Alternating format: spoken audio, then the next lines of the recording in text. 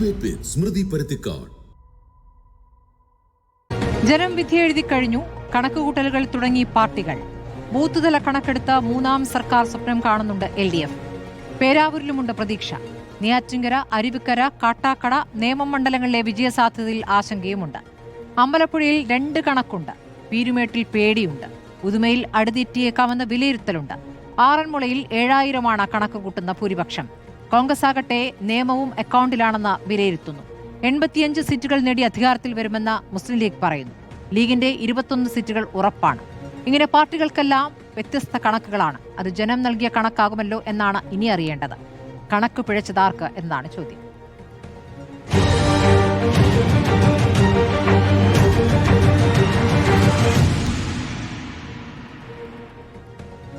CPM-ൽ നിന്നും doctor VPP Mustafa, advocate Shibu Meeran Muslim ലീഗിൽ നിന്നും ഡോക്ടർ സെബാസ്റ്റ്യൻ പോൾ, ഒപ്പം തന്നെ ശ്രീ ജോർജ് പൊടിപ്പാറ എന്നിവർ നിരീക്ഷകരുമായി. ആദ്യം ഞാൻ VPP മുസ്തഫയിലേക്കാണ്. ശ്രീ VPP മുസ്തഫ, അങ്ങ് സ്ഥാനാർത്ഥി കൂടിയാണ്. എന്താണ് തൃക്കരിപ്പൂരിലെ അങ്ങയുടെ പ്രതീക്ഷ?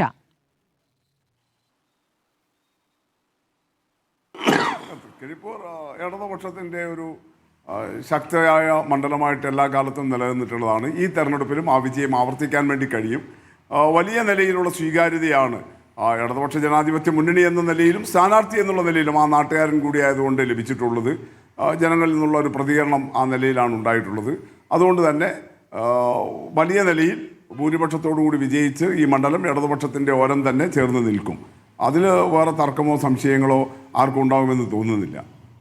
ശ്രീ VPP മുസ്തഫ, അപ്പുറത്ത് പ്രതിപക്ഷം പറയുന്ന ഒരു തരംഗമുണ്ടെന്നാണ്. ഒരു തരംഗം എന്ന് പറയുമ്പോൾ ഈ പറയുന്നത് നിങ്ങൾക്ക് ഉറപ്പുള്ള സീറ്റുകളും കാര്യങ്ങളിൽ അടിതെറ്റും എന്നുള്ള വിലയിരുത്തൽ അവർ നടത്തുന്നുണ്ട്. അപ്പോൾ താങ്കളുടെ മണ്ഡലത്തെ മാത്രമല്ല, ഇപ്പോൾ കണ്ണൂരിലെ വെച്ച് നോക്കുമ്പോൾ ഇപ്പോൾ പേരാവൂരിൻ്റെ കാര്യത്തിലും പറയുന്നു. പേരാവൂരിൽ KK ശൈലജ ജയിക്കും, 3000 വോട്ടിൻ്റെ ഭൂരിപക്ഷം എന്നതാണ് കണക്ക്. അപ്പോൾ അങ്ങയുടെ കാര്യത്തിലും അങ്ങേക്കൊരു കണക്കുണ്ടോ? ഇത്ര വോട്ടിന് എന്നൊരു കണക്ക് അങ്ങേക്ക് മുന്നോട്ട് വയ്ക്കാനുണ്ടോ? അല്ല, കണക്ക് പാർട്ടി ഘടകങ്ങൾ ശേഖരിക്കുന്നതാണ്. ഞാൻ വ്യക്തിപരമായിട്ട് ശേഖരിക്കുന്നതല്ലല്ലോ. അത് ആ തരത്തിൽ പാർട്ടി ശേഖരിച്ച് പരിശോധിക്കുമല്ലോ. അതൊക്കെ തെരഞ്ഞെടുപ്പ് പ്രക്രിയയുടെ ഒരു സ്വാഭാവികമായിട്ട് പ്രവർത്തനം നടത്തിയിട്ടുള്ള പാർട്ടികൾ ചെയ്യുന്നൊരു കാര്യം. നേരത്തെ താങ്കൾ തന്നെ വിവിധ മുന്നണികളുടെ പാർട്ടികളുടെ അവലോകനത്തെക്കുറിച്ച് താങ്കൾക്ക് ലഭിച്ച സൂചനകൾ വെച്ച് ചില കാര്യങ്ങൾ പറഞ്ഞിട്ടുണ്ടല്ലോ. അതെല്ലാം ശരിയോ തെറ്റോ എന്ന് പറയാൻ ഞാനാണല്ല. ആ നിലയിലുള്ള കണക്കുകൾ ശേഖരിച്ചിട്ടുണ്ട്. അതിപ്പോൾ നമുക്ക് ആ നിലയിൽ ഒരു മാധ്യമത്തിലൂടെ പരസ്യപ്പെടുത്തേണ്ട ഒന്നല്ല. നമ്മളതൊരു എത്രത്തോളം ഉണ്ടാകും എന്നുള്ളൊരു അസസ്മെൻ്റാണത്. അത് ആ നിലയിൽ എല്ലാ പാർട്ടികളും ചെയ്യുന്നതാണ്. പക്ഷേ കേരളത്തിൽ ഒരു തരംഗമുണ്ട് എന്നൊക്കെ UDF വിലയിരുത്തുന്നു എന്ന് പറയുന്നത് അവരൊരു ഗ്രൗണ്ട് റിയാലിറ്റിയിൽ എത്തിയിട്ടില്ല. ചിലപ്പോൾ അവരുടെ കണക്ക്, താങ്കളുടെ ചോദ്യം അങ്ങനെ ആയിരുന്നല്ലോ, കണക്ക് പിഴക്കുമോ എന്നുള്ളതാണ്. അവരുടെ കണക്ക് ആ നിലയിൽ പിഴക്കാൻ സാധ്യതയുണ്ട് എന്നാണ് എനിക്ക് തോന്നുന്നത്. നമ്മൾ ഇവിടെ നിങ്ങളുടെ പ്രതിനിധികൾ തന്നെ ഈ തെരഞ്ഞെടുപ്പ് സമയത്തൊക്കെ എത്രയോ സാധാരണ മനുഷ്യരോട് പോയിട്ട് ചോദിക്കുന്നുണ്ടല്ലോ, എന്താണ് നിലവിലുള്ള ഗവൺമെൻറ്റിനെ കുറിച്ചുള്ള അഭിപ്രായം. അങ്ങനെ ഏതെങ്കിലും ഒരു മനുഷ്യർ ഈ ഗവൺമെൻറ് വല്ലാതെ മോശമാണ്, ആകെ അഴിമതിയാണ്, ഈ കേരളം ജീവിക്കാൻ പറ്റാത്ത ഒന്നാണ്, അങ്ങനെ ഒരു വല്ലാത്ത പ്രതികരണം ഈ നാട്ടിലുണ്ടായിട്ടുണ്ടോ? ഇല്ല എന്നുള്ളതിൻ്റെ തെളിവാണ് ഈ പ്രീപോൾ സർവേകൾ ധാരാളം നടന്നല്ലോ. റിപ്പോർട്ടർ ചാനൽ വളരെ ജനകീയമായ പ്രീപോൾ സർവേ ഉൾപ്പെടെയാണ് നടത്തിയത്. അതിലെവിടെയും അങ്ങനെ ഒരു അതിശക്തമായ, ഇപ്പോൾ UDF വിലയിരുത്തുന്നത് പോലെയുള്ള അതിശക്തമായ ഭരണവിരുദ്ധ വികാരം, ഒരു ആന്റി ഇൻകംബസിയുടെ ഒരു പ്രവണത നമുക്ക് ഒരു പ്രീപോൾ സർവേയിലും കണ്ടെത്താൻ വേണ്ടി കഴിഞ്ഞില്ല. ഇപ്പോൾ അത് അങ്ങ് പറഞ്ഞ ശരിയാണ്. ജനങ്ങൾ തന്നെ വോട്ടിട്ട് അവർ തന്നെ അവരുടെ അഭിപ്രായം രേഖപ്പെടുത്തുകയാണ്. പക്ഷേ നിങ്ങളുടെ തന്നെ കണക്കൂട്ടിൽ, ഞാൻ CPM-ൻ്റെ അല്ല CPI-യുടെ കണക്കൂട്ടിൽ, CPI നടത്തിയിരിക്കുന്ന കണക്കെടുപ്പിൽ ഈ പറഞ്ഞ ഞങ്ങളുടെ സർവേയിൽ മുൻപന്തിയിലെത്തിയ ജനപ്രിയനായ മന്ത്രി എന്ന രീതിയിലെത്തിയിരിക്കുന്ന മന്ത്രി രാജന് ജയിക്കുന്ന മണ്ഡലങ്ങളുടെ കൂട്ടത്തിൽ മന്ത്രി രാജന്റെ മണ്ഡലമില്ല. അത് പാർട്ടിയുടെ വിലയിരുത്തലാണ്, CPI-യുടെ വിലയിരുത്തലായി ഇന്ന് പുറത്തു വന്ന വാർത്തയാണ്. അപ്പൊ അങ്ങനെയൊക്കെ വരുമ്പോൾ പലതും നമ്മൾ കരുതിയതുപോലെയല്ല, മാറി മറിയുന്നുണ്ട്. അതാണ് ഞാൻ ചോദിച്ചത്. അതെ, അത് ഈ CPI-യുടെ വിലയിരുത്തലിൻ്റെ യഥാർത്ഥ വസ്തുത എനിക്കറിയില്ല. താങ്കൾ സൂചിപ്പിക്കുന്ന മാധ്യമങ്ങൾ വന്നത് നേരത്തെ ബിനോയ് വിശ്വം മാധ്യമങ്ങളെ കണ്ടിരുന്നു. അങ്ങനെ ഏതെങ്കിലും മണ്ഡലത്തെ പേരെടുത്ത് പറഞ്ഞ് അദ്ദേഹം പറഞ്ഞിട്ടില്ല. പൊതുവിൽ നടത്തിയ വിലയിരുത്തലും അതിൽ അദ്ദേഹം തികഞ്ഞ ആത്മവിശ്വാസമാണ് CPI നിലവിലുള്ള എല്ലാ മണ്ഡലങ്ങളും നിലനിർത്തുമെന്നാണ് അദ്ദേഹം പറഞ്ഞിട്ടുള്ളത്. അത് സ്വാഭാവികമായിട്ടും മുഖവിലക്കെടുക്കാനാണ് LDF-ൻ്റെ പ്രതിനിധി എന്നുള്ള നിലയിൽ എനിക്ക് സാധിക്കുക, സ്വാഭാവികമായിട്ടും. പിന്നെ ഈ കണക്കെടുപ്പിൻ്റെ ഒരു പ്രശ്നം എന്താ? ഇപ്പോൾ പാർട്ടി പ്രവർത്തകർ കണക്കെടുക്കുമ്പോൾ, ഇപ്പോൾ എൻ്റെ മണ്ഡലത്തിൻ്റെ തന്നെ ഒരു ഉദാഹരണം ഞാൻ പറയാം. സ്ഥാനാർത്ഥി കൂടി ആയതുകൊണ്ട് എനിക്ക് അനുഭവമാണല്ലോ. കണക്കെടുക്കുമ്പോൾ പാർട്ടി പ്രവർത്തകർ തരുന്ന കണക്ക് LDFന് ഉറപ്പായും ലഭിക്കുമെന്ന് അവർക്ക് ബോധ്യമുള്ള വോട്ടർമാരുടേതാണ്. എന്നാൽ ഇപ്പോൾ ഞാൻ താമസിക്കുന്ന ബൂത്ത് എന്ന് പറയുന്നത് മുസ്ലിം ലീഗിന് വലിയ സ്വാധീനമുള്ളതാണ്. ലീഗിൻ്റെ പ്രതിനിധി സ്ഥിരമായിട്ട് ജയിച്ചു വരുന്നൊരു പഞ്ചായത്ത് വാർഡാണ്. അവിടെ ആകെയുള്ള വോട്ടിൽ ഒരു 10% വോട്ട് പോലും ഞങ്ങൾക്കില്ല. 1100ഓളം വോട്ടുണ്ട്. 100-ൽ താഴെയാണ് LDFൻ്റെ ഉറപ്പായ വോട്ട് ഞാൻ താമസിക്കുന്ന ബൂത്തിൽ. അപ്പോൾ ഞങ്ങളുടെ അവിടുത്തെ ബൂത്ത് സെക്രട്ടറി ഇപ്പോൾ പാർട്ടി മണ്ഡലം കമ്മിറ്റിക്ക് നൽകുന്ന കണക്ക് ഈ 100 വോട്ടിൽ താഴെയുള്ള ഉറപ്പായ വോട്ടിൻ്റേത് മാത്രമാണ്. പക്ഷെ ഞാൻ സ്മൃതിയോട് ഉറപ്പായിട്ടും പറയുന്നു, ആ ബൂത്തിൽ ഇത്തവണ LDFൻ്റെ വോട്ട് ഞങ്ങൾക്ക് സ്ഥിരമായി ലഭിക്കുന്നതിൻ്റെ ഒരു 4 മടങ്ങെങ്കിലും വർദ്ധിക്കും. അത്ര കാരണം ഞാൻ ആ നാട്ടുകാരനായതുകൊണ്ടും ആ നിലയിലുള്ള ഒരു സ്വീകാര്യത. എൻ്റെ കൂടെ വോട്ട് പിടിക്കാൻ തന്നെ വന്നത് അവിടുത്തെ മുസ്ലിം ലീഗിൻ്റെ പ്രവർത്തകരാണ്. കാരണം ഞങ്ങൾക്ക് അവിടെ വലിയ സജീവ പ്രവർത്തകരുള്ള ഒരു ബൂത്തല്ല. പക്ഷേ എന്നോടൊപ്പം അവിടെ വീട് കയറാനും മറ്റുമൊക്കെ വന്നത് ലീഗിനോടൊപ്പം നിൽക്കുന്ന ആളുകളാണ്. അവരത് കാണിച്ചത് ഞാൻ പറഞ്ഞില്ല, അവർ ലീഗായിട്ട് നിൽക്കുമ്പോൾ തന്നെ ഇത്തവണ സ്ഥാനാർത്ഥി എന്നുള്ളതിൽ. അതുപോലെ ഇപ്പോൾ ഈ പറഞ്ഞ ഒല്ലൂർ മണ്ഡലത്തിൻ്റെ ശ്രീ കെ രാജൻ്റെ കാര്യം വരുന്നിടത്ത് ഈ വോട്ടിങ്ങിൻ്റെ കാര്യങ്ങൾ നോക്കുമ്പോൾ ഉറപ്പായ LDF വോട്ടിൻ്റെ കാര്യമായിരിക്കാം CPIയുടെ സഖാക്കൾ എടുത്തിട്ടുള്ള കണക്കിലുള്ളത്. പക്ഷേ എണ്ണി വരുമ്പോൾ ഒരു മന്ത്രി എന്നുള്ള നിലയിൽ അദ്ദേഹത്തിൻ്റെ പെർഫോമൻസിൽ താങ്കൾ തന്നെ സൂചിപ്പിച്ച പോലെ ലഭിച്ച അംഗീകാരം, ആ മണ്ഡലത്തിൽ നടത്തിയിട്ടുള്ള വലിയ വികസന പ്രവർത്തനങ്ങൾ, സ്വാഭാവികമായിട്ടും ഈ പാർട്ടി വോട്ടിന് അപ്പുറത്തുള്ള വോട്ടുകൾ ലഭിക്കും. അങ്ങനെയാണ് ഞങ്ങൾ ജയിച്ചു ചേർന്നത്. ഇപ്പോൾ നേരത്തെ താങ്കൾ ഉദുമ മണ്ഡലത്തെ പറഞ്ഞല്ലോ. ഉദുമ മണ്ഡലമൊന്നും LDFൻ്റെ പൊളിറ്റിക്കൽ വോട്ട് കൊണ്ട് ജയിച്ചു വരുന്നതല്ല. പൊളിറ്റിക്കൽ വോട്ട് എടുത്തു കഴിഞ്ഞാൽ ഞങ്ങൾക്ക് ഒരിക്കലും അവിടെ ഭൂരിപക്ഷമില്ല. എന്നാൽ തെരഞ്ഞെടുപ്പ് സന്ദർഭങ്ങളിൽ ഞങ്ങൾ ആ മണ്ഡലത്തിൽ നടത്തുന്ന പ്രവർത്തനങ്ങൾക്ക് ലഭിക്കുന്ന അംഗീകാരത്തിൻ്റെ ഭാഗമായിട്ടാണ് ഏതാണ്ട് 10-30 വർഷമായി, അതിനു മുമ്പേ 1980-കളിലൊക്കെ സ്ഥിരമായിട്ട് കോൺഗ്രസ് ജയിച്ചു വരുന്നിരുന്ന ആ മണ്ഡലം 90-കൾ തൊട്ട് ഞങ്ങൾക്ക് നിലനിർത്താൻ വേണ്ടി കഴിയുന്നത് ഞങ്ങളുടെ MLA-മാർ നടത്തിയിട്ടുള്ള പ്രവർത്തനം. അവിടെ പൊതുവിൽ രാഷ്ട്രീയ വിഷയങ്ങളിൽ ഇടതുപക്ഷം പുലർത്തുന്ന സമീപനങ്ങളോട് ആളുകൾക്കുള്ള ഒരു വിശ്വാസ്യത, ഇതൊക്കെ വരുമ്പോഴാണ് നമ്മൾ പുറമേക്ക് UDF എന്ന് കരുതുന്ന അനുഭാവികൾ പോലും, UDF അനുഭാവികൾ പോലും വോട്ടിങ്ങിൽ ഇടതുപക്ഷത്തെ പിന്തുണക്കുന്നു. അങ്ങനെയാണ് ഞങ്ങൾ തൃക്കരിപ്പൂരുമായി ബന്ധപ്പെട്ട് ഞാൻ കേട്ട ഒരു കാര്യം നോക്കൂ, VP മുസ്തഫ, മുസ്ലിം ക്രിസ്ത്യൻ വോട്ടുകൾ കൺസോളിഡേറ്റ് ചെയ്തിട്ടുണ്ട്, അത് UDFിലേക്ക് പോയിരിക്കുന്നു എന്നുള്ളതാണ്. BJP സന്ദീപിനെതിരെ വോട്ട് മറിച്ചിട്ടുണ്ട് എന്നൊരു മറുവാദം കൂടി കേൾക്കുന്നുണ്ട്. അങ്ങനെയാണെങ്കിൽ അത് താങ്കൾക്ക് അനുകൂലമായി വന്നു എന്നാണോ കരുതേണ്ടത്? ഒന്ന് പിന്നെ ഈ മണ്ഡലത്തിൽ അങ്ങനെ മുസ്ലിം ക്രിസ്ത്യൻ വോട്ടിൻ്റെ കൺസോൾട്ടേഷൻ ഉണ്ടായിട്ടില്ല. അതാ ഞാൻ പറഞ്ഞത്, ഈ പറയുന്ന ആളുകൾ യാഥാർത്ഥ്യവുമായിട്ട് ഒരു പുലബന്ധവും ഇല്ലാതെയാണ് ചില നിരീക്ഷണങ്ങൾ നടത്തുന്നത്. ഞാൻ അതുകൊണ്ടാണല്ലോ പറഞ്ഞത്, ഞാൻ താമസിക്കുന്ന വാർഡ് 1100-ലധികം വോട്ടുണ്ട്.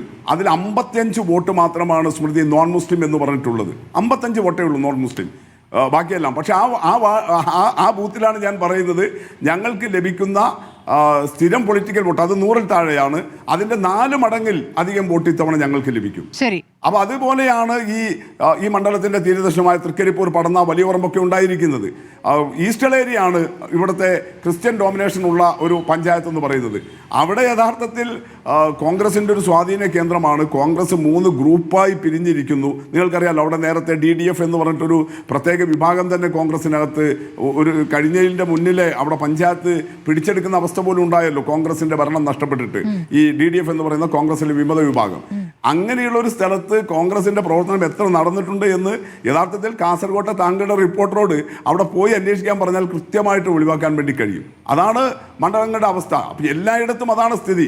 നമ്മൾ ഈ പുറത്തിപ്പോൾ വരുന്ന ആഖ്യാനങ്ങളോ അല്ലെങ്കിൽ നിരീക്ഷണങ്ങളോ അല്ല ഗ്രൗണ്ട് റിയാലിറ്റി എന്ന് പറയുന്നത്. ശരി. അഡ്വക്കേറ്റ് ഷിബു മീരാൻ, നിങ്ങൾ മനസ്സിലാക്കിയ, മുസ്ലിം ലീഗ് മനസ്സിലാക്കിയ ഗ്രൗണ്ട് റിയാലിറ്റി എന്താണ്? ഇപ്പോൾ ഗ്രൗണ്ട് റിയാലിറ്റി നിങ്ങൾക്ക് UDFനാകെ ഒരേ രൂപത്തിലാണ് അത് മനസ്സിലാക്കിയത് എന്ന് കരുതാനാകുന്നില്ല. കാരണം സീറ്റുകളുടെ കണക്കുകൾ, പ്രതീക്ഷകളിൽ ഒക്കെ തന്നെ കണക്കുകൾ വ്യത്യാസം കാണുന്നു. നിങ്ങളെ സംബന്ധിച്ച് ലീഗ് ഒരു 85 അല്ലേ? അത് ഏറ്റവും കുറഞ്ഞതാണോ 85 എന്ന് കരുതിയത് എന്ന് എനിക്ക് വ്യക്തമാകുന്നില്ല. കാരണം അപ്പുറത്ത് 100-ലധികം എന്നാണ് കോൺഗ്രസിൽ പ്രത്യേകിച്ച് പ്രതിപക്ഷ നേതാവ് ആവർത്തിച്ചുകൊണ്ടിരിക്കുന്നത്. അപ്പോൾ ഇതിൽ UDFിൽ തന്നെ വ്യത്യസ്തമായ കണക്കുകൾ എന്നതാണോ മനസ്സിലാക്കേണ്ടത്? അതല്ല, നിങ്ങൾ കുറച്ചു പറയുകയാണോ? ലീഗിനെ സംബന്ധിച്ച് ലീഗ് മത്സരിച്ച എല്ലായിടത്തും വലിയ വിജയം, മലപ്പുറമൊക്കെ അപ്പാടെ അങ്ങ് എടുക്കും എന്ന് തന്നെയാണോ നിങ്ങളുടെ ആത്മവിശ്വാസം? തീർച്ചയായും സ്മൃതി, ഞങ്ങളെ സംബന്ധിച്ചിടത്തോളം ഇത്തവണ കേരള നിയമസഭയുടെ ചരിത്രത്തിൽ ആദ്യമായി ഞങ്ങളുടെ എണ്ണം 1/4 സെഞ്ചുറിയിലേക്ക് അടുക്കുന്ന ഒരു പ്രതീക്ഷയോടെയാണ് ഞങ്ങളുള്ളത്. ഇത്തവണ അത് സംഭവിക്കും.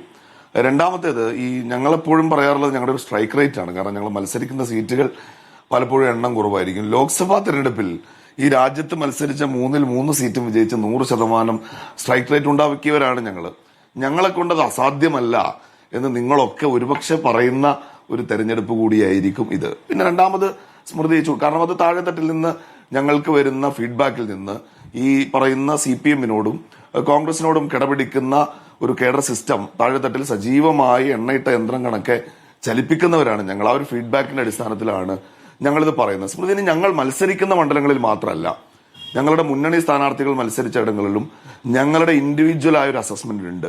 ഇപ്പൊ 85 സീറ്റ് ഞങ്ങളത് അവിടെ നിർത്തുകയല്ല. യഥാർത്ഥത്തിൽ ഈ തെരഞ്ഞെടുപ്പ് പ്രചരണത്തിന്റെ 3 ഘട്ടങ്ങളുണ്ടായിരുന്നു. സ്ഥാനാർത്ഥിയെ പ്രഖ്യാപിക്കുന്ന ഘട്ടം, ഞങ്ങൾ നേരത്തെ സ്ഥാനാർത്ഥിയെ പ്രഖ്യാപിച്ചു, ഞങ്ങളുടെ സ്ഥാനാർത്ഥി പൂർത്തിയായി, നിങ്ങളുടെ സ്ഥാനാർത്ഥികൾ എവിടെ എന്ന് LDF ഞങ്ങളോട് ചോദിക്കുന്ന ഒരു ആദ്യ ഘട്ടമുണ്ട്. പക്ഷെ അവിടെ നിന്നൊരു 72 മണിക്കൂർ മുന്നോട്ട് പോകുമ്പോൾ ഞങ്ങൾ എല്ലായിടത്തും സ്ഥാനാർത്ഥികളെ പ്രഖ്യാപിച്ചിട്ടും മലപ്പുറത്തെ ചില മണ്ഡലങ്ങളിൽ സ്ഥാനാർത്ഥികളെ തീരുമാനിക്കാൻ CPM-ന് കഴിയാതിരിക്കും നമ്മൾ കണ്ടു. കിട്ടിയ സീറ്റ് വേണ്ട എന്ന് പറഞ്ഞ് സംസ്ഥാന മന്ത്രിസഭയിൽ ഒരു അംഗം വഴക്ക് കൂടിയിരിക്കുന്നതും, കിട്ടിയത് പിന്നെ ചോദിച്ചത് തന്നെ കിട്ടിയെന്ന് ഉറപ്പാക്കി മറ്റൊരു മണ്ഡലത്തിലേക്ക് പോയതും, പുതിയ സ്ഥലത്ത് ചെന്നപ്പോ അയ്യോ ഞാൻ പാകിസ്ഥാനിൽ നിന്നാണ് കേട്ടോ രക്ഷപ്പെട്ടു വരുന്നത് എന്നൊക്കെ പറയുന്നത് നമ്മൾ കണ്ടു. അപ്പോ ഞങ്ങളെ സംബന്ധിച്ചോളം രണ്ടാം ഘട്ടത്തിൽ വളരെ സജീവമായി തെരഞ്ഞെടുപ്പിന്റെ പോളിംഗിന്റെ ഒരു 5 ദിവസങ്ങൾക്ക് മുൻപ് വരെ കേരളത്തിന്റെ പൊളിറ്റിക്കൽ ഡയലോഗ് സ്ട്രോങ് ആയി നിന്ന സമയത്ത് ഞങ്ങളുടെ അസസ്മെന്റ് ആയിരുന്നു ഏറ്റവും വേസ്റ്റ് ആയാൽ പോലും എല്ലാ നിലക്കും ഈ പറയുന്ന ഒരു ഘടകങ്ങളും നമുക്ക് അനുകൂലമായി മാറിയില്ലെങ്കിൽ പോലും, എന്ന് വെച്ചാൽ ഈ തെരഞ്ഞെടുപ്പിൽ നമുക്ക് അനുകൂലമായ ഒരു ഗൂഢാലോചനയും പ്രകൃതിയിൽ നടന്നില്ലെങ്കിൽ പോലും ഞങ്ങൾ 85 സീറ്റുകൾ നേടുമെന്നുള്ളത്. എന്നാൽ അവിടുന്ന് പോളിംഗിലേക്ക് എടുക്കുന്ന ഒരു 4-5 ദിവസം ഞങ്ങൾ കൃത്യമായി നിരീക്ഷിച്ച ചില കാര്യങ്ങളുണ്ട്. ഒന്നാമത്തേത്, ഇടതുപക്ഷം ഒരു ഉൾവലിച്ചിൽ ഉണ്ടായിട്ടുണ്ട്. ആളുകളുടെ ശരീരഭാഷയിൽ നിന്ന് പ്രതികരണങ്ങൾ നമുക്കത് മനസ്സിലാക്കാവുന്നുള്ളൂ. BJP ഒരു കിങ് മേക്കർ ആവും, വലിയൊരു ശക്തിയായി ഉയർന്നു വരുന്ന BJP അവർ തന്നെ വട്ടപൂജ്യത്തിലേക്കാണ് എന്ന് സമ്മതിക്കുന്ന ഒരു നിലയിൽ. അപ്പൊ ഞങ്ങൾ ഇപ്പോൾ ഉള്ളത് ഈ പറയുന്ന 100 സീറ്റ് എന്നത് ഈ തെരഞ്ഞെടുപ്പിൽ അസാധ്യമായ ഒരു തെരഞ്ഞെടുപ്പല്ല. കാരണം ഭരണവിരുദ്ധ വികാരമുണ്ട്. അപ്പം എന്റെ കൂടെ ചർച്ചയിൽ പങ്കെടുക്കുന്ന ഇടതുപക്ഷത്തിന്റെ പ്രതിനിധി സഖാവ് മുസ്തഫ, അദ്ദേഹം പ്രീപോൾ സർവേകളിൽ പ്രതീക്ഷ അർപ്പിക്കുകയാണ്. ആ പ്രീപോൾ സർവേയിലേക്ക് എന്തിനാണ് നമ്മൾ പോകുന്നത്? 3 മാസം മുൻപാണല്ലോ ഇതേ ജനങ്ങൾ, ഏറെക്കുറെ ഇതേ മനുഷ്യർ വിരലിൽ വോട്ടർ പട്ടിക പിന്നെ വോട്ടിംഗ് മെഷീൻ അമർത്തി അവർ മഷിയൊക്കെ പുരട്ടി വോട്ട് രേഖപ്പെടുത്തിയത്. ആ തെരഞ്ഞെടുപ്പിന്റെ ഫലം നമ്മുടെ മുന്നിലുണ്ട്. അതിലെന്തായിരുന്നു ഇവരുടെ ക്യാമ്പയിൻ പ്ലോട്ട്? ഈ തെരഞ്ഞെടുപ്പിൽ ഏതൊക്കെ ഭരണ നേട്ടങ്ങളാണോ ഇവർ ഉയർത്തി കാണിച്ചു, അതിനോട് അനുകൂലമായി ജനങ്ങൾ പ്രതികരിക്കുമെന്ന പ്രതീക്ഷ അവർ വെച്ചു പുലർത്തുന്നത്, അതൊക്കെ തന്നെയാണ് അന്നും ഉണ്ടായിരുന്നത്. പക്ഷെ അതിന്റെ റിസൾട്ട് നമ്മൾ കണ്ടു. ഇപ്പൊ ഈ തെരഞ്ഞെടുപ്പ് പൂർത്തിയാവുമ്പോൾ ഞാൻ ചോദിക്കുകയാണ്, 2516 വോട്ടിന്റെ മെജോറിറ്റിയാണ് സ്മൃതി ധർമ്മടം നിയോജക മണ്ഡലത്തിൽ കഴിഞ്ഞ ലോക്കൽ ബോഡിയിൽ പിന്നെ LDF ഉണ്ടായിരുന്നത്. പിണറായി വിജയൻ 1,00,000-അടുത്ത് വോട്ടുകൾക്ക് വിജയിച്ചു വന്ന മണ്ഡലമാണ്. ഈ കേരളത്തിൽ രാഷ്ട്രീയം അറിയുന്ന ഏതെങ്കിലും ഒരാൾ പിണറായി വിജയൻ ആ ഭൂരിപക്ഷം തെരഞ്ഞെടുപ്പിൽ കിട്ടുമെന്ന് പറയുന്നുണ്ടോ? കിട്ടുമെന്ന് പറയില്ല എന്ന് തന്നെയല്ല, ഞങ്ങൾക്ക് വേണമെങ്കിൽ പ്രതീക്ഷ അർപ്പിക്കാവുന്ന നിലക്കാണ് പോയത്. ബേപ്പൂർ വലിയ ഭൂരിപക്ഷം നേടിയ മണ്ഡലമല്ലേ, 186 വോട്ടായിരുന്നു അവിടെ ഇടതുപക്ഷത്തിന്റെ കഴിഞ്ഞ തവണത്തെ ഭൂരിപക്ഷം. അപ്പൊ അത്തരം മണ്ഡലങ്ങൾ പോലും, കോഴിക്കോട് ജില്ല എന്നൊക്കെ പറഞ്ഞാൽ കോൺഗ്രസിന് 1/4 നൂറ്റാണ്ടായി MLA-മാർ ഇല്ലാത്തൊരു ജില്ലയാണിത്. ഞാൻ ഉറപ്പിച്ചു പറയുന്നു, നേരത്തെ ഞാൻ റിപ്പോർട്ടറിലൂടെ ചർച്ചയിൽ ഒരു വട്ടം പറഞ്ഞതാണ്, എറണാകുളവും മലപ്പുറവും കോഴിക്കോടും ഈ 3 ജില്ലകൾ സ്മൃതി വോട്ടെണ്ണൽ ദിവസം പരിശോധിച്ചോ, കേരളം ഭരിക്കാൻ ആവശ്യമായ കേവല ഭൂരിപക്ഷത്തിന്റെ നേർപാതി ഈ 3 ജില്ലകളിൽ നിന്ന് മാത്രം ഞങ്ങൾ ഉണ്ടാക്കും. കാസർഗോഡ് ഞാൻ ഉറപ്പിച്ചു പറയുന്നു, ഒന്നുകിൽ 3-2 അല്ലെങ്കിൽ 4-1. പത്തനംതിട്ട ഏറ്റവും മോശം 4-1 അല്ലെങ്കിൽ 5-0. ഇടുക്കി ഞങ്ങൾക്ക് 4 ഇവർക്ക് 1 അല്ലെങ്കിൽ 5-0. കോട്ടയം ഞങ്ങളായിരിക്കും മുന്നിൽ, കൊല്ലം ഞങ്ങളായിരിക്കും മുന്നിൽ. എന്ന് വെച്ചാൽ ബാക്കിയുള്ള പല ജില്ലകളിലും ഇവരെക്കാൾ വലിയ സീറ്റുകൾ ഞങ്ങൾ നേടും. ചില ജില്ലകളിൽ ഞങ്ങൾക്ക് ക്ലീൻ ഷീറ്റ് ഞാൻ അതാ പറയുന്നത്. ഞങ്ങൾ മോശമാകും, അതാ ഞാൻ പറയാൻ തുടങ്ങിയത്. അപ്പോഴാണ് സ്മൃതി ചോദ്യം വന്നത്. ഞങ്ങൾ മോശമാകും എന്ന ആളുകളൊക്കെ പ്രതീക്ഷിക്കുന്ന മൂന്നാം കക്ഷിയായ BJP സജീവമായി കളം നിറയുന്ന തിരുവനന്തപുരത്ത് പോലും ഞങ്ങൾ 6 സീറ്റ് എന്ന പ്രതീക്ഷ ഇപ്പോൾ വെച്ചു പുലർത്തുന്നുണ്ട്. 6 സീറ്റ് എന്ന പ്രതീക്ഷ എന്ന് വെച്ചാൽ ഈ 100 എന്ന നമ്പർ എത്തിപ്പിടിക്കാവുന്നതേ ഉള്ളൂ എന്ന ഉറച്ച പ്രതീക്ഷ തന്നെയാണ് മുസ്ലിം ലീഗിനുള്ളത്. ഞങ്ങൾ മലപ്പുറത്തിന്റെ കാര്യത്തിൽ പറഞ്ഞപ്പോൾ LDF വൈകി, CPM വൈകി സ്ഥാനാർത്ഥികളെ നിർത്തിയ സ്ഥലങ്ങളുടെ കാര്യം പറഞ്ഞല്ലോ. അതിലൊന്ന് മങ്കടയുമാണ്. ഈ മങ്കടയിലൊക്കെ വിജയപ്രതീക്ഷയാണ് CPM-നുള്ളതേ. ലീഗിൽ നിന്ന് തന്നെ പോയ ആളെ സ്ഥാനാർത്ഥിയാക്കാൻ കഴിഞ്ഞു എന്നുള്ളതും ലീഗ് വോട്ടുകൾ നേടിത്തരുമെന്നുള്ള പ്രതീക്ഷ കൂടി അവിടെയുണ്ട്. അവർക്ക് പ്രതീക്ഷകൾ അവിടെയാണ് ഇവരുടെ എല്ലാ പ്രതീക്ഷകളും തെറ്റിപ്പോയത്. യഥാർത്ഥത്തിൽ അവിടെ നേരത്തെ ഉണ്ടായിരുന്ന ഒരു പൊളിറ്റിക്കലായ കാൻഡിഡേറ്റിനായിട്ട് ഇവർ പൊളിറ്റിക്കൽ ഫൈറ്റിലേക്ക് വന്നിരുന്നുവെങ്കിൽ ഇവർ ഇത്ര പരിങ്ങലിലാവില്ലായിരുന്നു മങ്കടയിൽ. തലേ ദിവസം വരെ ഞങ്ങളുടെ കൂടെ ഇരുന്നിരുന്ന ഒരാൾ, ഈ പഞ്ചായത്ത് തെരഞ്ഞെടുപ്പ് ഞാനൊക്കെ അവിടെ പ്രസംഗിക്കാൻ ചെല്ലുമ്പോൾ ആ വേദിയിൽ അധ്യക്ഷം വഹിച്ച ഒരാൾ എന്റെ പേരിലെ സ്ഥാനാർത്ഥിയിൽ എന്ന് പറഞ്ഞാൽ അപ്പുറം ചാടി ഞങ്ങളെ വെല്ലുവിളിച്ചാൽ ഞാൻ എപ്പോഴും പറയാറുണ്ട് സ്മൃതി, ഞങ്ങളെ സംബന്ധിച്ചിടത്തോളം ഞങ്ങളുടെ പാർട്ടി കേഡർമാർ ഈ പ്രസ്ഥാനത്തോട് വളരെ വൈകാരികമായ ഒരു ഹൃദയബന്ധം കാത്തു സൂക്ഷിക്കുന്നവരാണ്. ഞങ്ങളുടെ കൂട്ടത്തിൽ നിന്ന് നിന്ന നിപ്പിൽ മറുപുറം ചാടി ഒരു തെരഞ്ഞെടുപ്പിൽ അങ്ങനെ ഒരാളുടെ മേലാണ് ഇവർ മങ്കടയിലെ പ്രതീക്ഷ വെക്കുന്നത്. ഞാൻ ഉറപ്പിച്ചു പറയുന്നു, അത് ഞങ്ങൾക്ക് ആ തെരഞ്ഞെടുപ്പ് എളുപ്പമാക്കുകയാണ് ഉണ്ടായത്. മഞ്ഞളാംകുഴി അലി എന്ന സ്ഥാനാർത്ഥിയുടെ ഭൂരിപക്ഷം കഴിഞ്ഞ തവണത്തേതിനേക്കാൾ 1000 വോട്ട് കൂടുകയല്ലാതെ അവിടെ നിന്ന് ഒരു പ്രതീക്ഷയും വെക്കണ്ട. തിരൂരും പൊന്നാനിയും പോലും ഇവർക്ക് നഷ്ടപ്പെടുന്നിടത്താണ് അവിടെ ഉള്ളത്. മലപ്പുറം ജില്ലാ പഞ്ചായത്തിൽ ഇപ്പോ LDF മലപ്പുറം ജില്ലയിൽ നിന്ന് കേരള നിയമസഭയിലേക്ക് തവനൂരും ഞങ്ങൾ ജയിക്കും, പൊന്നാനിയും ഞങ്ങൾ ജയിക്കും. മലപ്പുറത്ത് ഞങ്ങളിൽ 16-ൽ 16 ഞങ്ങളുടെ ഉറച്ച പ്രതീക്ഷ. തവനൂരിൽ ഒരു 5000 വോട്ടിന്റെ അടുത്ത തൊട്ടുമുകളിലോ അവിടുത്തെ UDF സ്ഥാനാർത്ഥി വിജയിച്ചു വരുമെന്നാണ് ഞാൻ ഒരു പ്രവചനം നടത്തുന്നത്. പൊന്നാനിയിലും അത് സംഭവിക്കും. പൊന്നാനി മുനിസിപ്പാലിറ്റിയിലൊക്കെ പരമ്പരാഗത ഇടത് കേന്ദ്രങ്ങൾ അവരിത്തവണ നിശബ്ദമായിരുന്നു. അവർ ആഗ്രഹിച്ച സ്ഥാനാർത്ഥിയല്ല അവർക്ക് കൊടുത്തത്. പിന്നെ ഒരു മത്സരം കൊണ്ടുവരുമെന്ന് പറഞ്ഞ തിരൂര് നമ്മൾ കണ്ടോ, 10 വർഷം വോട്ട് ചെയ്ത് വിജയിപ്പിച്ച മനുഷ്യര്, അതിൽ 2.5 കൊല്ലം മന്ത്രിയാവാൻ സൗകര്യം ചെന്ന് വന്ന മനുഷ്യരെ വിട്ടിട്ട് അവിടെ നിന്ന് 10 കിലോമീറ്റർ ഇപ്പുറത്തേക്ക് തിരൂർ വിജയ സാധ്യത ഇല്ല എന്ന് വിലയിരുത്തി പാർട്ടി വിട്ടുകളേണ്ട ഒരു കാരണം ഇവരുടെ സ്ഥാനാർത്ഥികളുടെ ആറ്റിറ്റ്യൂഡ് ഇതാണെന്ന്. ഈ പറയുന്ന ബാക്കിയുള്ളിടത്തും ഇവരുടെ ഈ CPM-നെ സംബന്ധിച്ച് പണ്ട് ഈ പാർട്ടി സമ്മേളനങ്ങളൊക്കെ പങ്കെടുത്തിട്ടുണ്ടെങ്കിൽ സ്മൃതിക്കൽ പറയാം. 2 തരമാണ്. ഈ പാർട്ടി സമ്മേളനത്തിനകത്ത് ഒരു മൈക്ക് ഉണ്ടാവും. ആ മൈക്കിനകത്ത് ഈ പിന്നെ സംഘടനാ റിപ്പോർട്ടിന്മേലുള്ള ചർച്ചയും വിമർശനമൊക്കെ നടക്കും. പുറത്തേക്ക് വേറൊരു മൈക്ക് ഉണ്ടാവും. അതിൽ ഈ ബലികൂടീരങ്ങൾ ഇങ്ങനെ കേട്ടുകൊണ്ടിരിക്കും. ഇപ്പം നമ്മൾ ഈ ചാനൽ ചർച്ചകളിൽ കേൾക്കുന്ന ഇടതുപക്ഷ നേതാക്കളുടെ ആത്മവിശ്വാസം എന്ന് പറയുന്നത് പുറത്തേക്ക് കേൾക്കുന്ന ആ ബലികൂടീരങ്ങളെ പാട്ടാണ്. അകത്ത് വലിയ വിമർശനാത്മകമായ ചർച്ച നടത്താൻ പോവാണ്. ഈ തെരഞ്ഞെടുപ്പ് പുറത്തു വരുന്നത് പോലെ കൺമുന്നിൽ ഒരു സിനിമയിലെ രംഗങ്ങളിൽ എന്ന പോലെ കേരളത്തിലെ CPM-നകത്ത് നാടകീയമായ സമവാക്യങ്ങളുടെ മാറ്റുണ്ടാവും. പുതിയ ചേരികൾ തലപൊക്കും. 2 ചേരികളെ വിഭാഗീയതയുടെ കടുത്ത കാലഘട്ടത്തിലേക്ക് ഞാനതിനെ പോസിറ്റീവായിട്ടാണ് കാണുന്നത്. ആ വിഭാഗീയത കേരളത്തിലെ ഇടതുപക്ഷ പ്രസ്ഥാനത്തെ തിരുത്തുമെങ്കിൽ 4 വോട്ടിന് വേണ്ടി ആരെയും കൂടെ പിടിച്ചേക്കാം. രക്തസാക്ഷികളുടെ മാംസവും രക്തവും ഒക്കെ വിലപേശി വിറ്റേക്കാം. ഞാൻ പെറ്റ മകനെ എന്ന് നെഞ്ചുപൊട്ടി നിലവിളിച്ചൊരു അമ്മയുടെ ചിത്രം വച്ച് പണം പിരിച്ചിട്ട് ആ കഠാര കുത്തിയിറക്കിയ കഠാര കയ്യിലേന്തിയവരെ തള്ളിപ്പറയുമോ എന്ന് ചോദിക്കുമ്പോൾ തെരഞ്ഞെടുപ്പ് തലേ ദിവസം പോലും അതിന് തയ്യാറല്ലാത്ത ഈ രാഷ്ട്രീയ വഴികേടിനെ തിരുത്താൻ ഇടതുപക്ഷ സഖാക്കൾ കൂടി മുന്നോട്ട് വന്ന തെരഞ്ഞെടുപ്പാണെന്ന് തൃക്കരിപ്പൂരിലടക്കം സ്മൃതി കേരളത്തിന് ബോധ്യപ്പെടുന്ന തെരഞ്ഞെടുപ്പായത്. ശരി, ഡോക്ടർ സെബാസ്റ്റ്യൻ പോൾ, അങ്ങേക്ക് ഇവിടെ ഒരു തരംഗം ദൃശ്യമായിട്ടുണ്ടോ? ആ തരംഗത്തിൽ എല്ലാം കടപുഴകും എന്നുള്ളതാണ് UDF-ന്റെ ആത്മവിശ്വാസം. അതാണല്ലോ ഇപ്പോൾ ഷിബു പറയുകയും ചെയ്തിരിക്കുന്നത്. അങ്ങേക്ക് എന്താണ് തോന്നുന്നത്? ആ തരത്തിൽ മാറുമോ? ഇപ്പോൾ CPM-ന്റെ വിലയിരുത്തലുകൾ ഇങ്ങനെ ഭാഗികമായി ഓരോ രാഷ്ട്രീയ പാർട്ടികളുടെയും വിലയിരുത്തൽ വരുമ്പോൾ CPM ഇപ്പോൾ വിജയിക്കുമെന്ന് പറയുന്നിടത്ത് പോലും ഈ 5000-ന്റെയും 3000-ന്റെയും 2000-ന്റെയും ഒക്കെ കണക്കുകളാണ് വരുന്നത്. ഇപ്പോൾ പുറത്തേക്ക് വന്നിട്ടില്ലെങ്കിൽ കൂടി ഞാൻ മനസ്സിലാക്കിയ ഒരു കാര്യം, ബേപ്പൂരിൽ 28,000-ന്റെ ലീഡ് ഉണ്ടായിരുന്ന, കഴിഞ്ഞ തവണ 28,000-ന്റെ ഭൂരിപക്ഷം ഉണ്ടായിരുന്ന മുഹമ്മദ് റിയാസ് ഇത്തവണ 5000 വോട്ടിന്റെ ഭൂരിപക്ഷത്തിൽ വിജയിക്കുമെന്നുള്ള വിലയിരുത്തലാണ് അവർ അകത്ത് നടത്തിക്കൊണ്ടിരിക്കുന്നത്. പുറത്തേക്ക് പറഞ്ഞതായി ഞാൻ കേട്ടില്ല. അപ്പോൾ അത്ര പോലും വളരെ ശക്തമായ മത്സരം എന്നതാണ് അവർ പോലും ഇപ്പോൾ പുറത്തേക്ക് പറയുന്ന കണക്കിൽ നിന്ന് മനസ്സിലാക്കാനാകുന്നത്. അങ്ങേക്ക് എന്താണ് തോന്നുന്നത്? ഇവിടെ ഇപ്പോൾ നമ്മൾ 2 പക്ഷത്തെ അഭിപ്രായം കേട്ടു. VPP മുസ്തഫയും ഷിബു മീരാനും പറഞ്ഞത്. VPP മുസ്തഫ മത്സരിച്ച തൃക്കരിപ്പൂർ അതെനിക്ക് വളരെ പരിചയമുള്ള മണ്ഡലമാണ്. എൻ്റെ ഭാര്യയും ബന്ധുക്കളും അവരെല്ലാം വോട്ടർമാരായിട്ടുള്ള, പ്രത്യേകിച്ച് ഈസ്റ്റ് അളേരി, ആ പ്രദേശത്തെ രാഷ്ട്രീയ സ്ഥിതി കൃത്യമായി അറിയാവുന്ന ആളെന്ന നിലയ്ക്ക് ശ്രീ മുസ്തഫ പ്രകടിപ്പിച്ച ആ ശുഭാപ്തി വിശ്വാസത്തോട് ഞാൻ പൂർണ്ണമായും യോജിക്കുകയാണ്. പക്ഷേ തിരഞ്ഞെടുപ്പ് കഴിഞ്ഞു, ഇനി ഏറെ ദിവസങ്ങൾ നമുക്ക് കാത്തിരിക്കേണ്ടി വരും ഫലം അറിയുന്നതിന് വേണ്ടി. അപ്പോൾ ആ ഘട്ടത്തിൽ ഇത്തരത്തിലുള്ള ഈ സംഖ്യാ വിനോദങ്ങളിൽ ഏർപ്പെടുക എന്നുള്ളത് അതും ഒരു രാഷ്ട്രീയ വിനോദമാണ്. ഒരു നാഷണൽ പാസ് ടൈം എന്നൊക്കെ പറയാവുന്ന രീതിയിൽ നമ്മളിങ്ങനെ കണക്ക് കൂട്ടിക്കൊണ്ടേയിരിക്കും. കണക്ക് കൂട്ടാൻ സഹായകമായ രീതിയിലുള്ള പല ഫാക്ട്സും ഫിഗേഴ്സും ഒക്കെ നമ്മുടെ കയ്യിലുണ്ട്. പക്ഷേ ഇപ്പോൾ എന്നോട് ചോദിച്ചത് തരംഗത്തെക്കുറിച്ചാണ്. തിരഞ്ഞെടുപ്പിലെ തരംഗം എന്നത് നമ്മൾ കേട്ട് പരിചയമുള്ള ഒരു വാക്കാണ്. എങ്ങനെയാണ് ഈ തരംഗം ഉണ്ടാകുന്നത്, അതിന് ലക്ഷണം എന്താണ് എന്ന കാര്യത്തിൽ രാഷ്ട്രീയ പണ്ഡിതന്മാർക്ക് പോലും വ്യക്തതയില്ല. അതങ്ങനെ തിരഞ്ഞെടുപ്പ് കഴിഞ്ഞ് വോട്ടെണ്ണി കഴിയുമ്പോൾ അപ്രതീക്ഷിതമായ രീതിയിൽ വലിയൊരു മുന്നേറ്റം ഒരു പാർട്ടിക്ക് ഉണ്ടാകുന്നു. നമ്മൾ പ്രതീക്ഷിച്ച ഇടങ്ങളിലൊക്കെ ചില സ്ഥാനാർത്ഥികൾ അല്ലെങ്കിൽ പാർട്ടികൾ തകരുന്നു, ഇടിഞ്ഞു വീഴുന്നു എന്നൊക്കെ പറയുമ്പോൾ അവിടെയാണ് നമ്മൾ ഈ തരംഗം എന്ന് പറയുന്നത്. ഒരു തരത്തിലുള്ള രാഷ്ട്രീയ സുനാമി എന്ന് വേണമെങ്കിലും പറയാം. പക്ഷേ അതിൻ്റെ ലക്ഷണങ്ങൾ, ഇപ്പോൾ ഒരു സുനാമി ലക്ഷണങ്ങൾ മുൻകൂട്ടി കാണിക്കാറില്ല എന്ന് പറയുന്നത് പോലെ തന്നെ ഈ രാഷ്ട്രീയ തെരഞ്ഞെടുപ്പിലെ തരംഗത്തിൻ്റെ ലക്ഷണങ്ങൾ നമുക്ക് മുൻകൂട്ടി കാണാൻ കഴിഞ്ഞു എന്ന് വരില്ല. അത് ചിലപ്പോൾ അങ്ങനെ സംഭവിക്കും.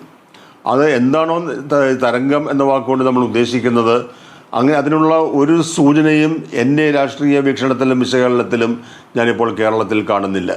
അത് ഞാൻ പറഞ്ഞതിൻ്റെ അർത്ഥം LDF വീണ്ടും ജയിക്കും, LDF വീണ്ടും അധികാരത്തിൽ വരും എന്ന് ഉറപ്പിച്ച് പറയുന്നതല്ല. അത് മറ്റൊരു വിഷയമാണ്. പക്ഷെ അവിടെ ഒരു തരംഗം എന്ന് വിശേഷിപ്പിക്കത്തക്ക രീതിയിൽ ഭരണപക്ഷം തകർന്ന് അടിയുകയും ഈ പ്രതിപക്ഷം 100+ എന്ന ഒരു ഉറപ്പിൽ പ്രവർത്തിക്കുകയും ഇപ്പോഴും അത് ആവർത്തിക്കുകയും ചെയ്യുന്ന പ്രതിപക്ഷം ഒരുപക്ഷെ അതിനേക്കാൾ കവിഞ്ഞ മെച്ചപ്പെട്ട ഒരു പെർഫോമൻസ് ഉടമകളാവുകയും ചെയ്യും എന്നൊന്നും എനിക്ക് തോന്നുന്നില്ല. അങ്ങനെ ഇപ്പോൾ തോന്നത്തക്കതായ ഒരു കാരണങ്ങളുമില്ല. തിരഞ്ഞെടുപ്പ് എപ്പോഴും പ്രവചനങ്ങൾക്ക് അതീതമാണ്. നമ്മൾ ജയിക്കും എന്നുറപ്പുള്ളവർ തോൽക്കും, തോൽക്കും എന്നുറപ്പുള്ളവർ ജയിക്കും. അതിലിപ്പോൾ 2ാം ലോകമഹായുദ്ധം കഴിഞ്ഞ് നടന്ന തിരഞ്ഞെടുപ്പിൽ ആ ലോകമഹായുദ്ധത്തിലെ ഇതിഹാസ നായകനായി പ്രകീർത്തിക്കപ്പെട്ട വിൻസ്റ്റൺ ചർച്ചിൽ അദ്ദേഹം പരാജയപ്പെട്ടു.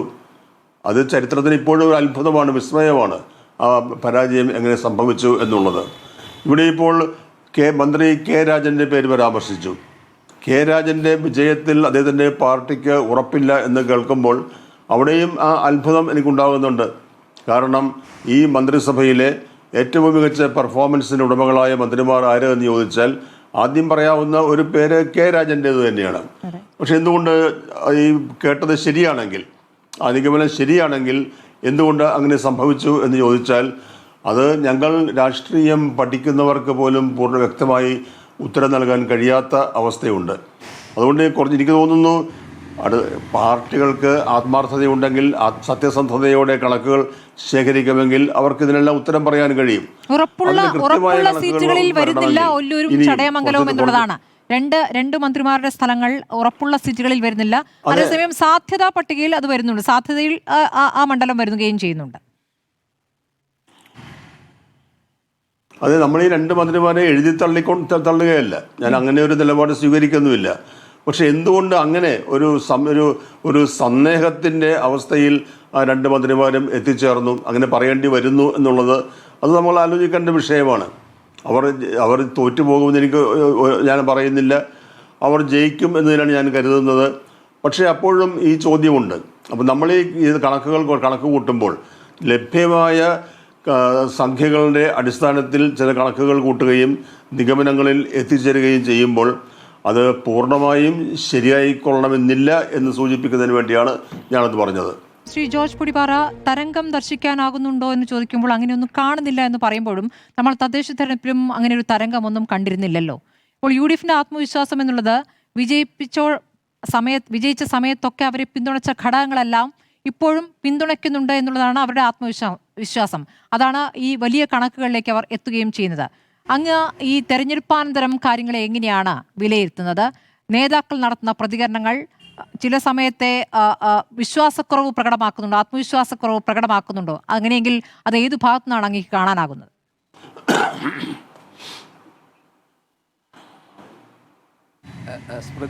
സ്മൃതി പറഞ്ഞ ചൂണ്ടിക്കാണിച്ചൊരു കാര്യം വളരെ പ്രസക്തമാണ്. അതായത് തദ്ദേശ ഭരണ തെരഞ്ഞെടുപ്പിൽ ഇടതുപക്ഷം വിജയം അവകാശപ്പെട്ടതാണ്, കണക്കുകളും കാര്യങ്ങളും ഒക്കെ ഒരുപാട് നിരത്തിയതുമാണ്. പക്ഷേ ഒരു നിശബ്ദ തരംഗം അവിടെ പ്രവർത്തിച്ചു എന്നുള്ളത് കൊണ്ടാണ് UDFന് ഒരിക്കലും പ്രതീക്ഷിക്കാത്ത, അല്ലെങ്കിൽ അവർ പോലും അവരുടെ ആ ഒരു സങ്കല്പത്തിലില്ലാത്തൊരു വലിയ വിജയം അവരെ തേടിയെത്തുക. അത് രാഷ്ട്രീയ യാഥാർത്ഥ്യമാണ്. ആ ഫലത്തിന് ശേഷമാണ് LDF പോലും ഇങ്ങനെയാണ് കാര്യങ്ങൾ എന്ന് ഉൾക്കൊള്ളാൻ തയ്യാറായത്. അതുതന്നെയാണ് ഇപ്പോൾ LDF ഈ തെരഞ്ഞെടുപ്പിൽ ഏറ്റവും പ്രതീക്ഷ വെക്കുന്നൊരു ഘടകം. എന്താ? സർക്കാരിനെതിരെ ഒരുപക്ഷെ ചെറിയ ഭരണവിരുദ്ധ വികാരം ഉണ്ടാകാം. മുഖ്യമന്ത്രിയുടെ ശൈലിയെക്കുറിച്ചും ആളുകൾക്ക് മടുപ്പും അതല്ലെന്നുണ്ടെങ്കിൽ എതിർപ്പും ഉണ്ടാകാം. പക്ഷേ MLAമാരെന്നുള്ള നിലയ്ക്കുള്ള, അല്ലെങ്കിൽ LDFൻ്റെ MLAമാരുടെ പ്രവർത്തനം ജനങ്ങൾക്ക് വളരെ സ്വീകാര്യമാണ്. അവരത് അംഗീകരിക്കുന്നുണ്ട്.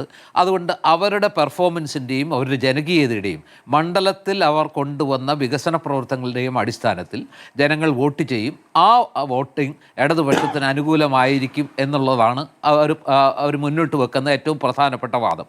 പക്ഷേ ഇവിടെ അത് അങ്ങനെ അല്ലല്ലോ എന്ന് പറയാനുള്ളൊരു സാഹചര്യം ഞാൻ പ്രതിദാനം ചെയ്യുന്ന എൻ്റെ മണ്ഡലമാണ് ഈ ഒല്ലൂർ എന്ന് പറയുന്നത്.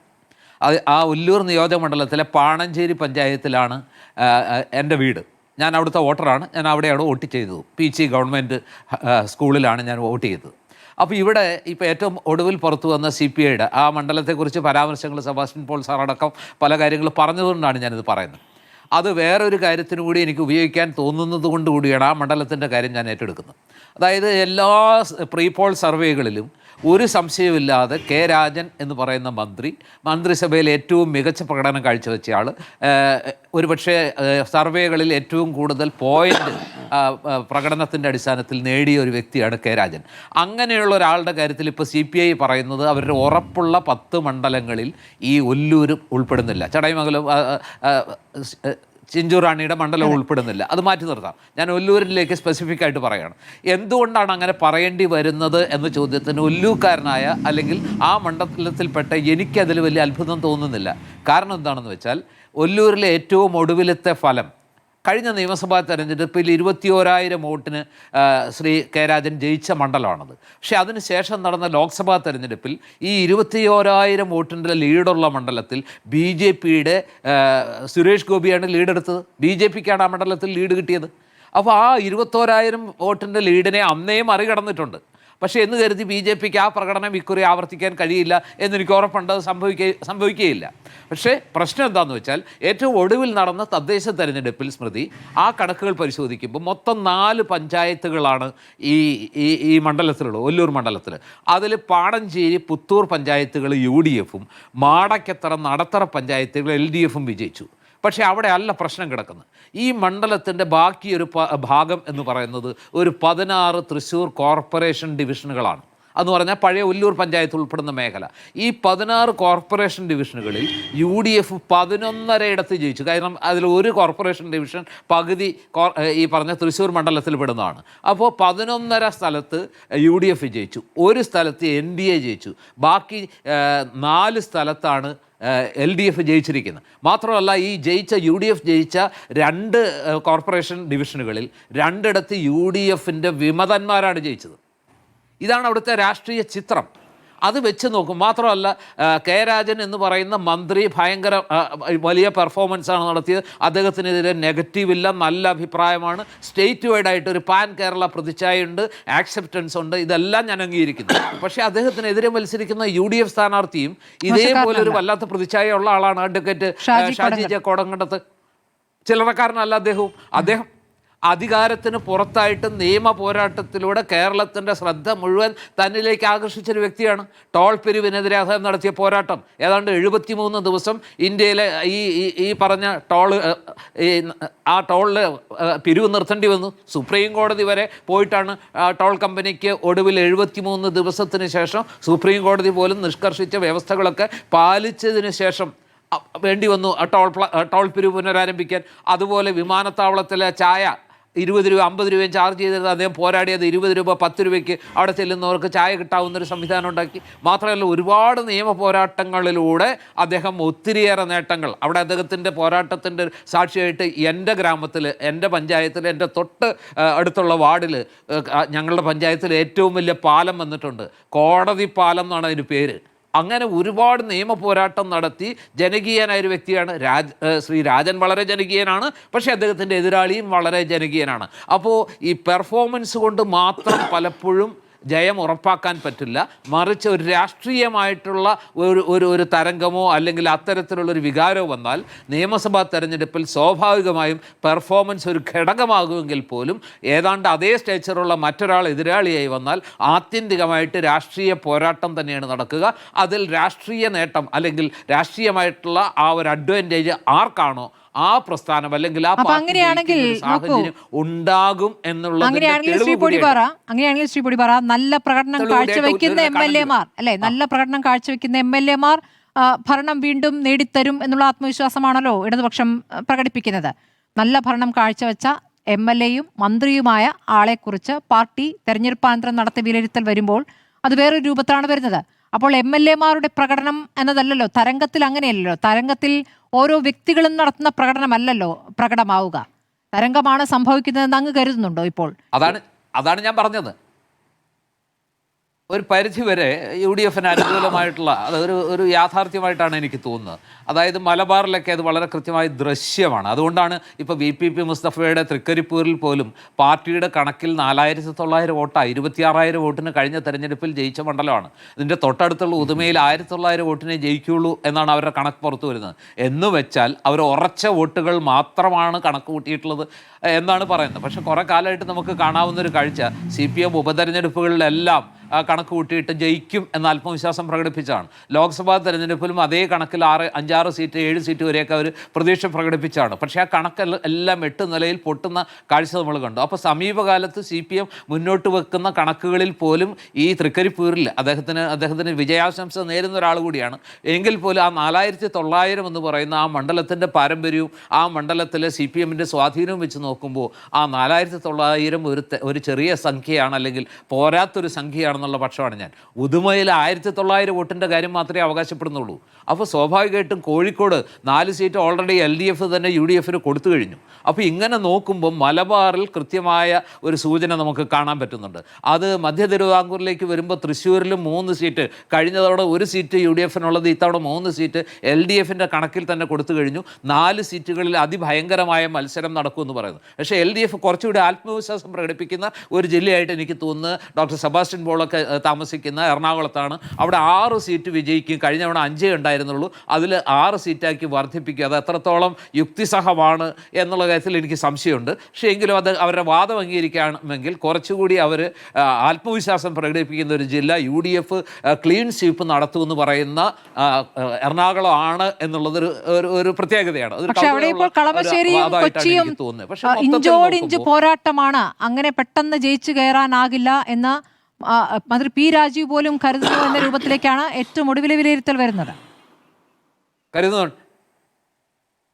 അതും കൂടെ വെച്ച് നോക്കുമ്പോഴാണ് ഈ 6 സീറ്റ് നിലവിലുള്ള 5-6 ഉയർത്തും എറണാകുളം ജില്ലയിലെന്ന് പറയുന്നതിനോട് നമുക്ക് പൂർണ്ണമായിട്ട് യോജിക്കാൻ കഴിയാത്തത്. അത് യുക്തിഭദ്രമാണോ എന്നുള്ള കാര്യത്തിൽ എനിക്ക് സംശയമുണ്ട്. കാരണം എറണാകുളത്തെ ജില്ല കഴിഞ്ഞ തദ്ദേശ തെരഞ്ഞെടുപ്പിൽ കോർപ്പറേഷനും ജില്ലാ പഞ്ചായത്തുകളൊക്കെ തൂത്തുവാരിയ ഒരു ജില്ലയാണ്. അപ്പോൾ അങ്ങനെ വരുമ്പോൾ ഇപ്പോഴത്തെ ഒരു പ്രത്യേക രാഷ്ട്രീയ സാഹചര്യത്തിൽ UDF ഏറ്റവും പ്രതീക്ഷ പുലർത്തുന്ന, UDF ഏറ്റവും മികച്ച അല്ലെങ്കിൽ പ്രചരണം കാഴ്ചവെച്ച, UDFൻ്റെ വോട്ടിംഗ് പെർസെൻറ്റേജ് എന്ന നിലയിൽ എറണാകുളം പോലുള്ള നഗരമേഖലകളിൽ പോലും വലിയ തോതിൽ പോളിംഗ് നടന്ന, സാധാരണ കുറവ് പോളിംഗ് രേഖപ്പെടുത്തുന്ന സ്ഥലമാണ്.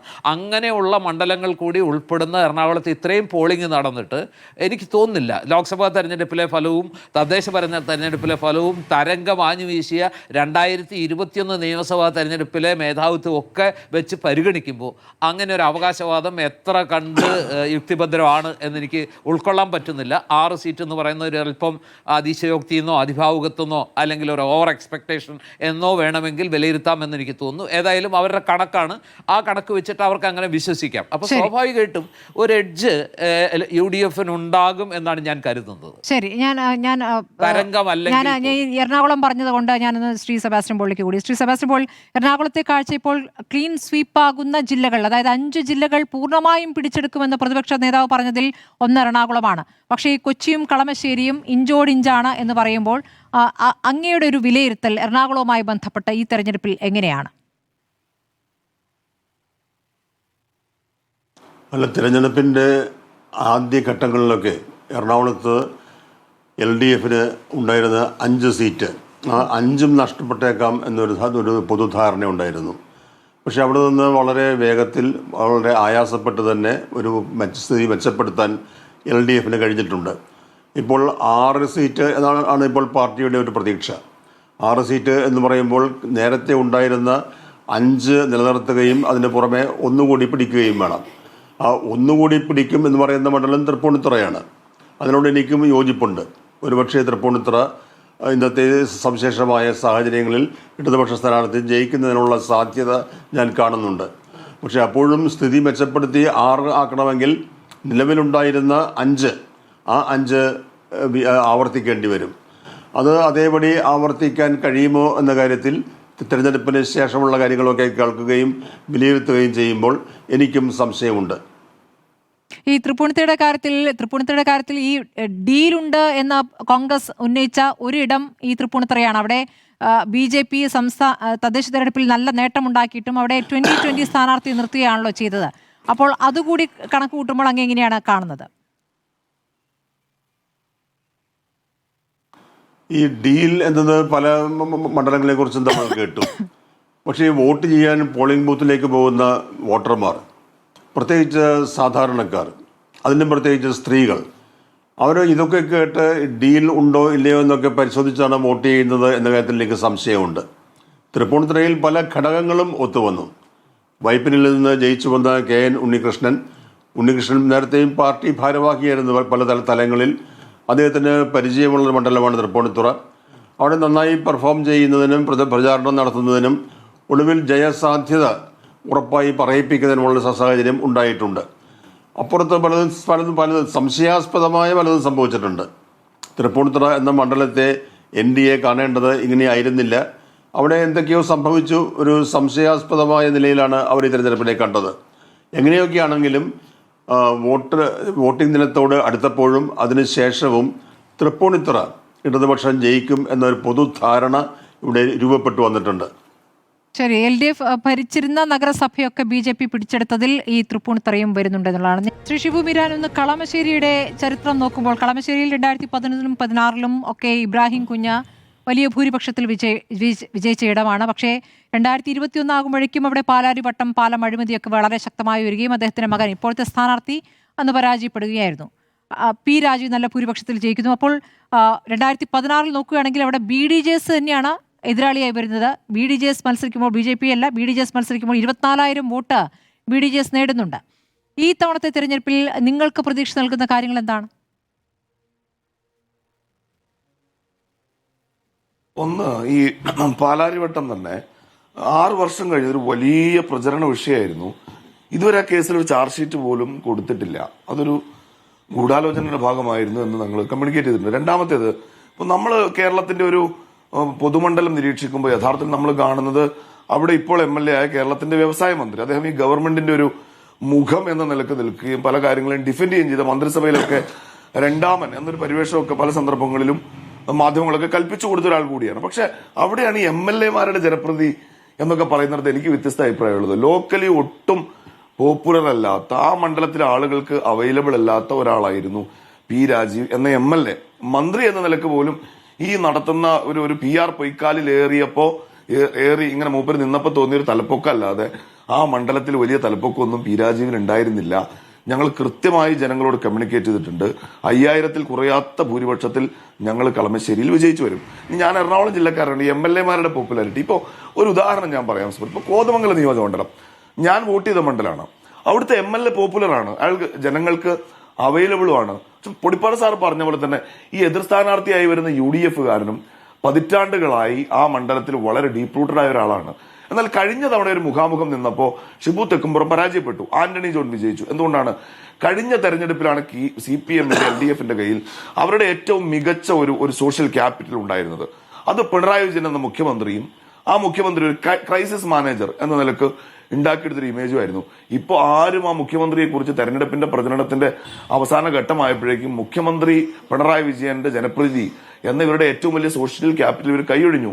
ഇപ്പൊ പറഞ്ഞു ഞങ്ങൾ MLA-മാർ മിടുക്കന്മാരാണ്, അതുകൊണ്ട് ഞങ്ങൾ ജയിച്ചു വരും എന്നുള്ളതാണ്. അതുകൊണ്ട് തന്നെ ഞാൻ ഉറപ്പിച്ചു പറയുന്നു, എറണാകുളം ജില്ലയിൽ 6 സീറ്റുകൾ LDF-ന് കിട്ടാൻ പോകുന്നില്ല എന്ന് മാത്രമല്ല, കളമശ്ശേരി, കോതമംഗലം, കൊച്ചി അടക്കം ഇപ്പോ ഈ തൃപ്പൂണിത്തുറ ഉണ്ണികൃഷ്ണൻ വന്നു എന്നുകൊണ്ട് കിട്ടുമെന്ന് പറയുന്നുണ്ടല്ലോ. അപ്പൊ ഉണ്ണികൃഷ്ണൻ പോയൊരു വൈപ്പിന് അവിടെ ബാക്കിയാണ്. അതടക്കം ഞങ്ങളുടെ നമ്പർ കൂടുകയും ഇവർ 1 സീറ്റിലേക്കോ 0-ലേക്കോ ഒതുങ്ങുകയും ചെയ്യും എന്നതാണ് ഈ തെരഞ്ഞെടുപ്പ് അവശേഷിപ്പിക്കുന്ന എറണാകുളത്തെ ഒരു കൗതുകം. അല്ലാതെ ഈ അവകാശവാദങ്ങളൊന്നും യാഥാർത്ഥ്യവുമായി ഒരു നിലക്കും യോജിച്ചു പോകുന്നതല്ല എന്നുകൂടി പറയാൻ അതുകൊണ്ടാണ് ഞാൻ 1/4 സെഞ്ചുറി എന്ന് ഉറപ്പ് പറഞ്ഞു. ഞങ്ങൾ കളമശ്ശേരിയൊക്കെ ആദ്യഘട്ടത്തിൽ നല്ല മത്സരമായിരുന്നു. ഞങ്ങൾക്ക് ഒരു പ്ലാൻ ഉണ്ടായിരുന്നു. ആ പ്ലാൻ വർക്കായിട്ടുണ്ട്. ഞങ്ങൾ 5000-ൽ കുറയാത്ത ഭൂരിപക്ഷത്തിൽ ആ മണ്ഡലത്തിൽ വിജയിക്കും. ഈ തെരഞ്ഞെടുപ്പിൽ കേരള രാഷ്ട്രീയത്തിലെ ജയൻ കില്ലർമാരിൽ ഒരാളായിരിക്കും VK ഇബ്രാഹിം സാഹിബിന്റെ മകൻ, അവിടുത്തെ ഞങ്ങളുടെ സ്ഥാനാർത്ഥി അബ്ദുൽ ഗഫൂർ എന്നാണ് ഞങ്ങൾ കാണുന്നത്. ശരി, വേറെ ഉണ്ട് കേട്ടോ, പേരാമ്പ്രയൊക്കെ ഞങ്ങൾ അതിനേക്കാൾ വലിയ അട്ടിമറികൾ.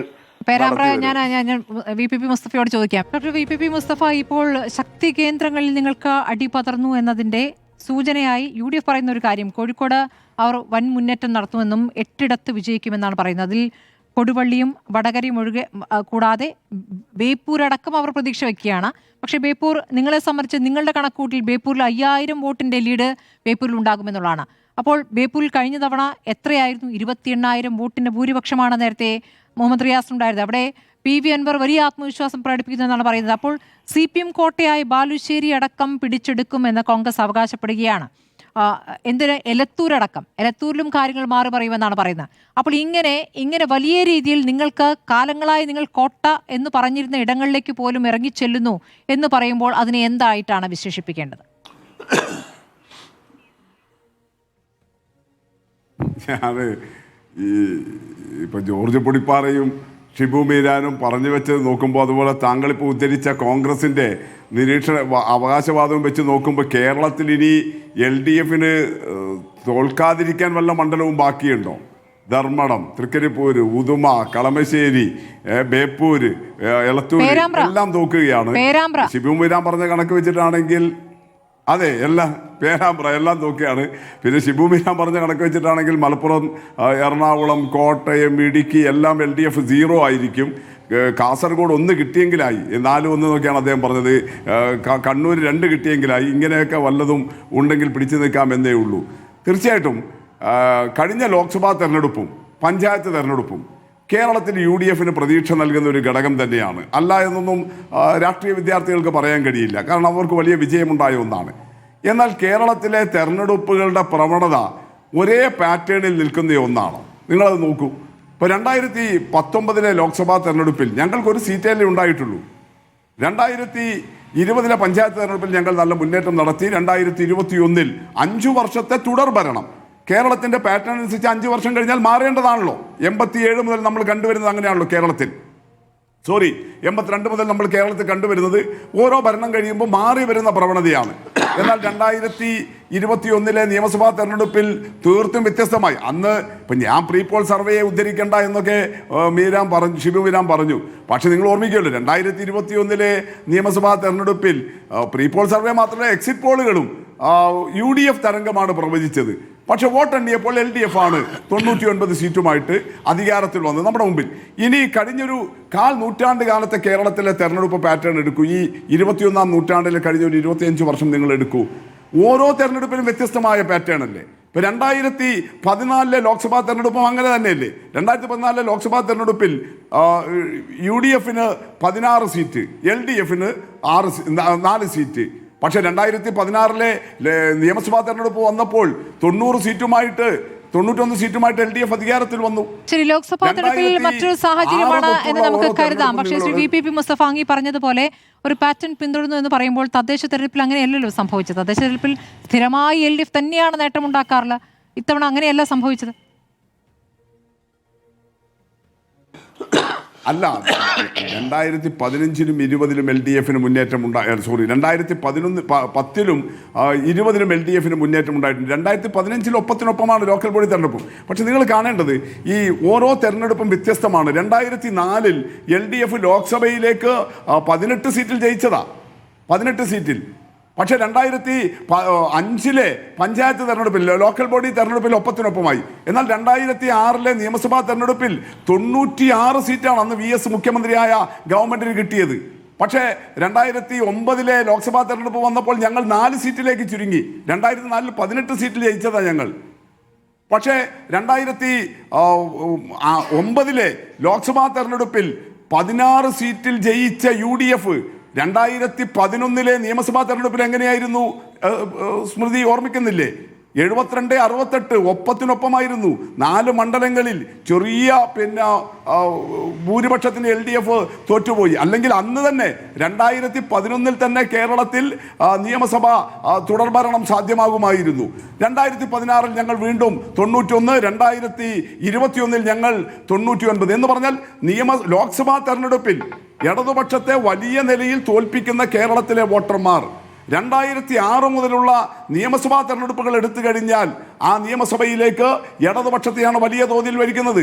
അത് നിങ്ങൾ എടുത്തു നോക്കിയാൽ ഇപ്പോൾ ഇടതുപക്ഷം ജയിച്ചു വന്നിട്ടുള്ള, നിങ്ങളിപ്പോൾ ഞങ്ങൾ തോൽക്കുമെന്ന് പറഞ്ഞ ഈ മണ്ഡലങ്ങളിൽ 60 മണ്ഡലങ്ങൾ 15 വർഷമായി LDF ജയിച്ചു വരുന്നതാണ്. അതിൽ 22 മണ്ഡലങ്ങൾ 25 വർഷമായി ഞങ്ങൾ ജയിച്ചു വരുന്നതാണ്.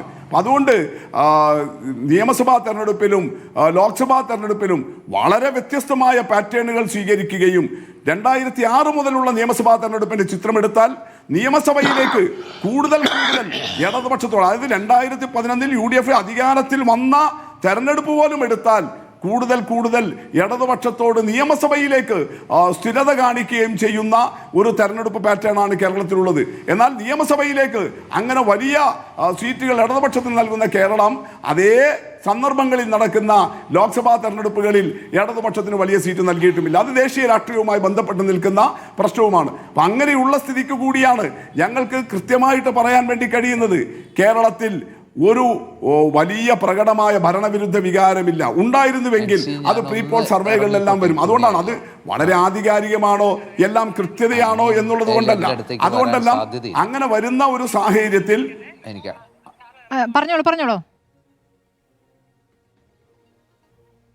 അങ്ങനെ വരുമ്പോൾ സ്വാഭാവികമായിട്ടും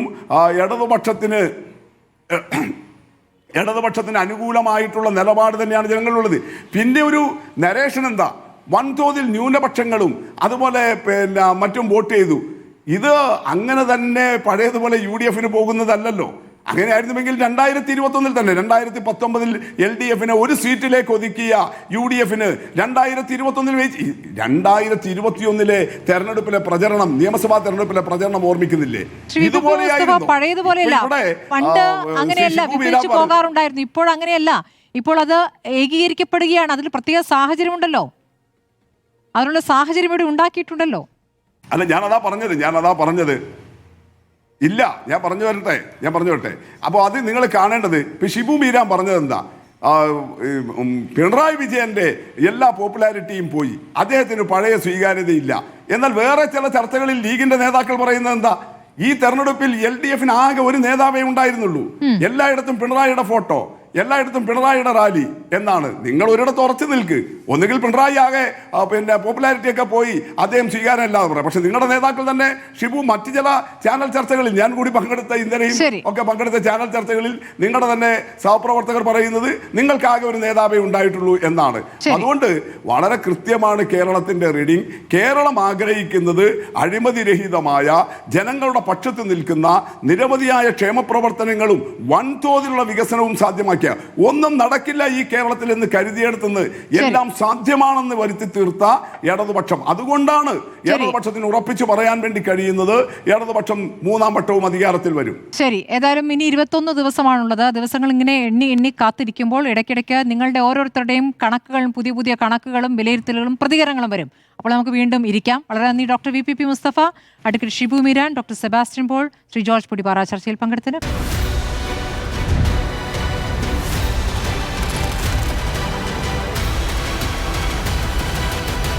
ഡിബേറ്റ് വിത്ത് സ്മൃതി പരുത്തിക്കാട്.